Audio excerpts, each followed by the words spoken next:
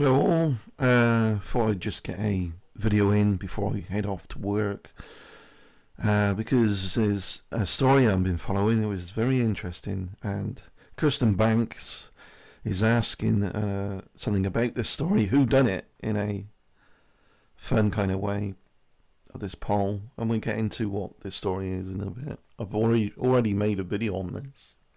So I voted that it was me, but it really wasn't. It's just my humour. I don't know who would do this, why they would do it, and we'll get into what it is in a bit. But my theory is it's some kind of artist stunt. I did predict, but it's a possibility that some artists might come forward at some point and talk about what they were doing. So, what I'm referring to is this. Remember this? And I'd like to make the point as well, it's not just a flat,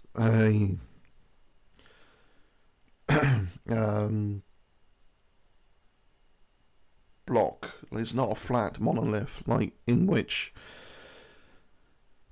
it only has like 4 sides. It actually has 3 sides. It's triangular, 3 pillar. This is triangular pillar.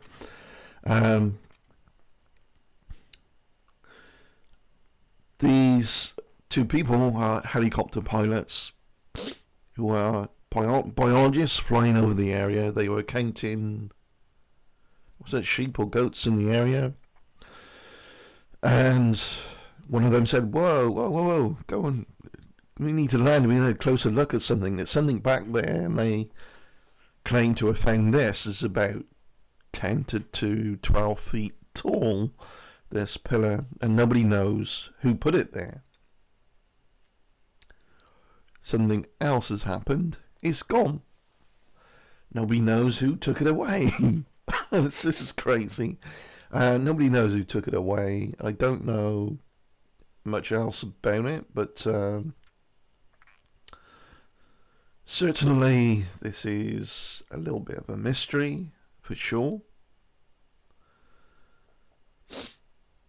I might write about it on exploratoryminds.com if it goes anywhere at all, anything else happens with this. Because despite fun, and Kirsten's posts are awesome, by the way, you got to check her channel out, or Twitter out. I'm predicting conspiracy nuts to jump on this and say it's some kind of aliens or something or other, and I believe that ETs might pass by Earth, but so.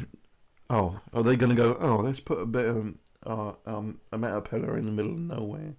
You need to relate it to something. And of course, ETs might be so advanced they just,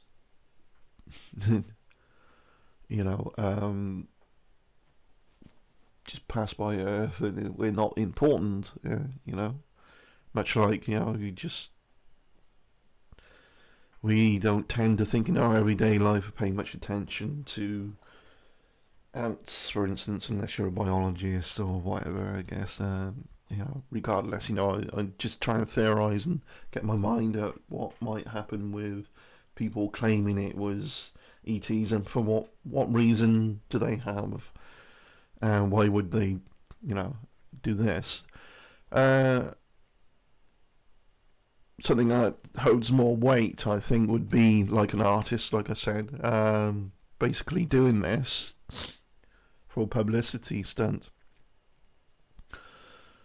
No one has said that there's a stamp on this, like I said in a previous video, like manufactured in, or any. Maybe they could analyze the machining, so what type of machine actually shaped this bit of metal. I don't know what metal it's made of. Maybe they found that out. Let me have a look, actually. I want to find that out. because I have an article in front of me. It's been bandied around the internet. I know New York Times has got an article on it, but other people have had articles on this. It's been in news outlets, websites in the UK as well.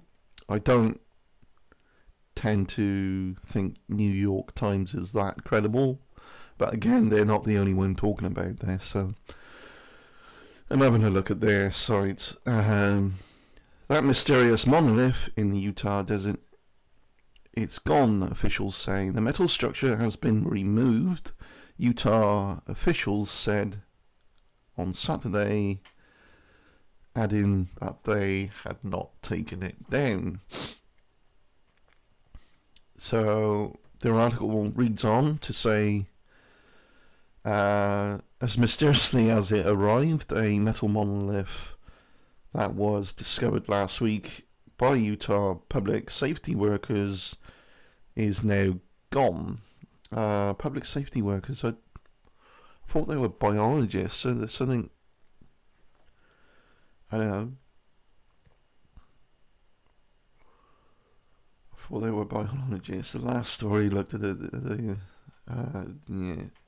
consistency, maybe, but they may be qualified to be looking at safety for the area as well. I don't know.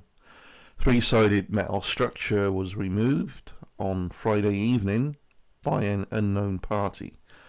The public land it was found on, from the public land it was found on, the Federal Bureau of Land Management, Utah office, and in a statement, the Bureau said it had not removed the monolith, which considers private property. I'd like to find out, have they said what this metal is made of? You know, is it aluminum? Is it stainless steel?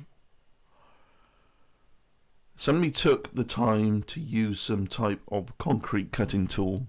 There we go.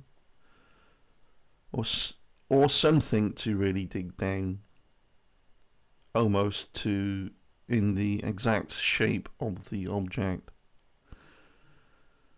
and embed it really well. Okay, they really wanted to make sure this was placed and stayed upright. It's odd that there are roads close by, but to haul the materials to cut into the rock and haul the metal, which is taller than 12 feet, in sections, to do all that in that remote spot is definitely interesting. Okay, yeah, this is a spokesperson talking about this.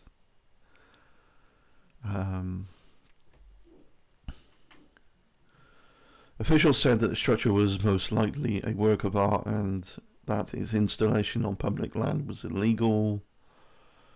I'm just looking for anything here that could say what metal is it made of. I would think if people are curious enough about this, you'd at least find that. Because you've got to look for details in things. As my mantra of the 5 golden W's, for instance, you need details. The 5 golden W's: who, what, why, when, and where. And in this case, what? What is it made of? And obviously, who put it there? Why did they put it there? Certainly when as well, it might have been there sometime before it was noticed, and we just happened to notice it because it was flying by at the right place, right part of the area.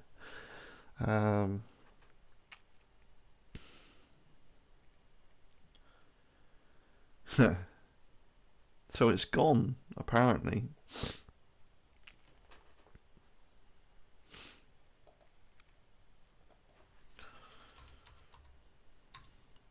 Just searching something in Utah made of. I'm gonna just search internet. Utah monolith.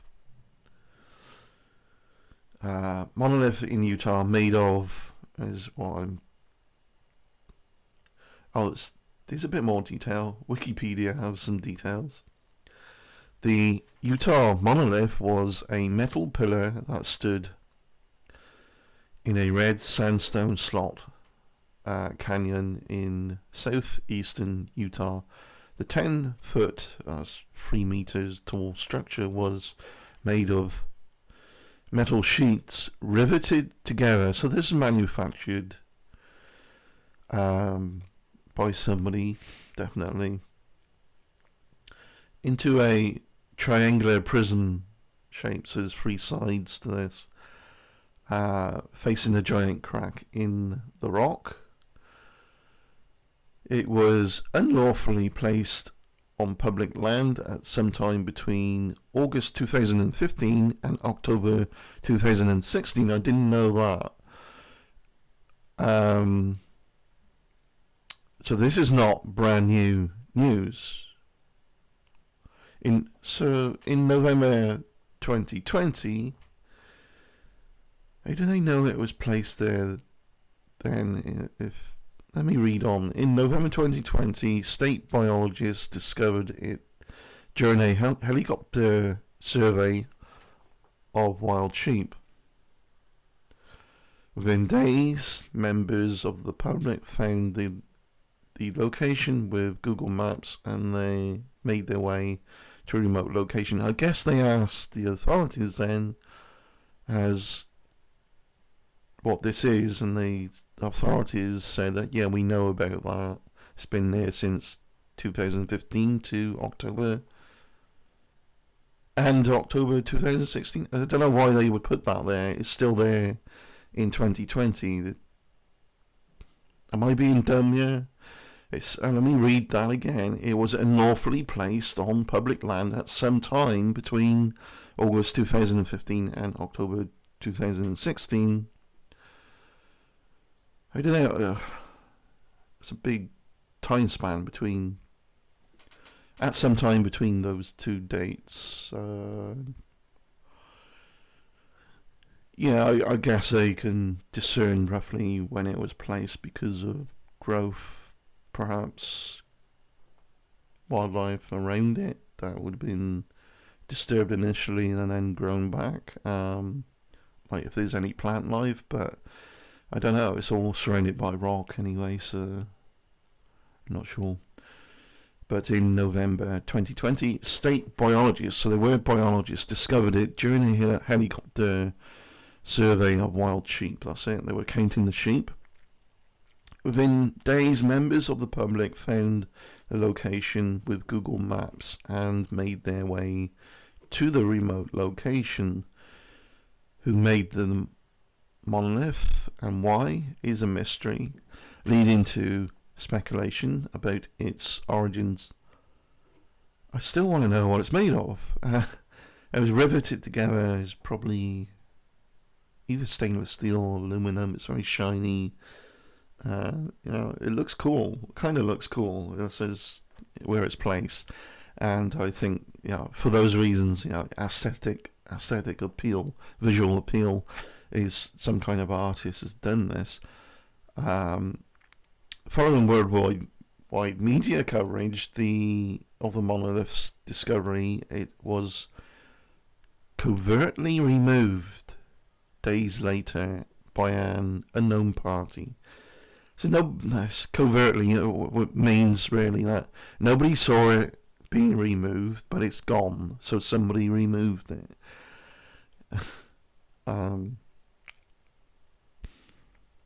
November the 18th, state biologists of the Utah Division of Wildlife Resources were in southeastern Utah carrying out a survey of bighorn sheep from a helicopter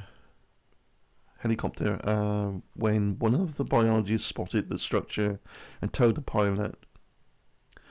Brett Hutchins to fly over the location again. Hutchins described the moment of discovery. One of the biologists is the one who spotted it, and we just happened to fly directly over the top of it. He was like, whoa, whoa, whoa, turn around, turn around. And the other woman was like, what? And, you know, it was like, what? What's the matter?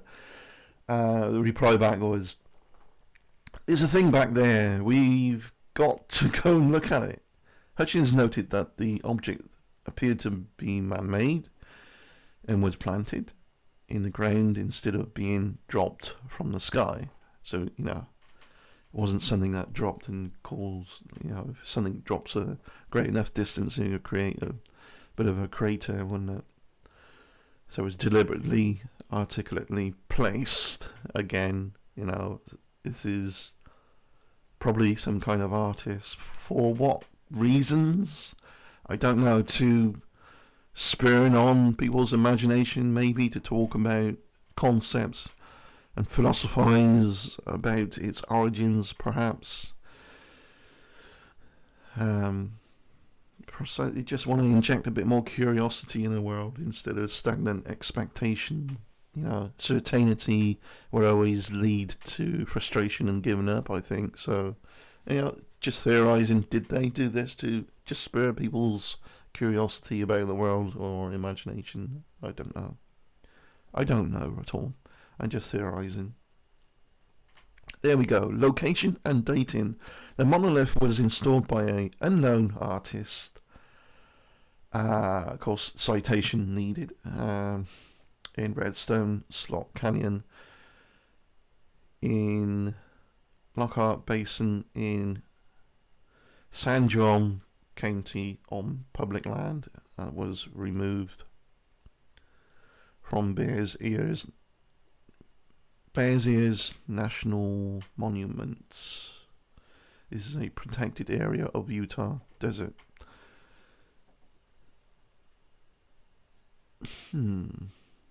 The exact location of the monolith was not disclosed by the DPS to prevent... Oh, I see, yeah. So they knew about it early. But they kept quiet about it. To prevent people becoming lost while trying to find it. Within hours of the DPS announcement, Reddit user Tim Slane had identified the object on Google Earth. Slane compared the flight path of the state biologist's helicopter against the red and white sandstone terrain from their videos. Slane told The Verge that he was aided by clues like this, like cliff height, canyon erosion, pattern, you know, the erosion pattern, flat floor suggesting it wasn't frequently flooded, so a number of things.